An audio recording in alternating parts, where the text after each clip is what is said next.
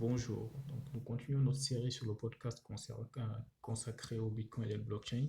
Donc, la dernière fois, nous avions parlé de comment arrive-t-on à effectuer les transactions sur le blockchain. Le principe du Bitcoin, hein, on a fait le parallèle entre les blocs et les livres de compte. Comment arrive-t-on à savoir qui a payé, quand et qui.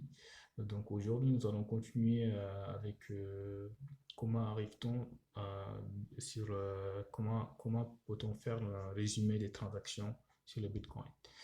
Donc toujours si on fait le parallèle entre un livre et un bloc, un livre pour faire le pour quand on utilise un livre, on parle plus de résumé. Donc pour euh, pour faire un résumé d'un livre, donc dans la vie réelle. Alors que virtuellement, pour faire un résumé, par exemple, on utilise le hachage en informatique. Donc le bloc, pour résumer en fait le contenu de ce bloc, on utilise le hachage qui sont des fonctions mathématiques qui transforment n'importe quelle valeur en nombre décimal, qui est un nombre décimal avec des lettres de A jusqu'à F et avec des chiffres.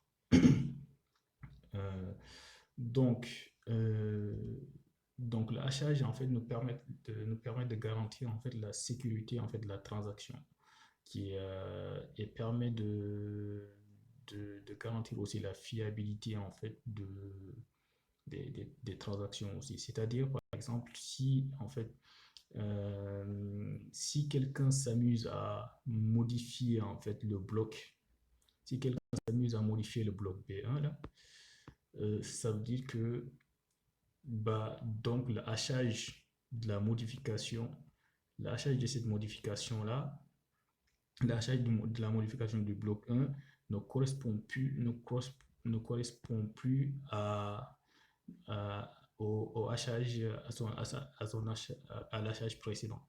Donc, ça veut dire qu'en fait, le bloc B2 de cet hachage, le bloc B2 de cet hachage-là, n'est plus valide, et ainsi de suite. Donc c'est un effet domino. Si quelqu'un s'amuse à modifier un des blocs, donc ça veut dire que les blocs suivants ne sont plus valables.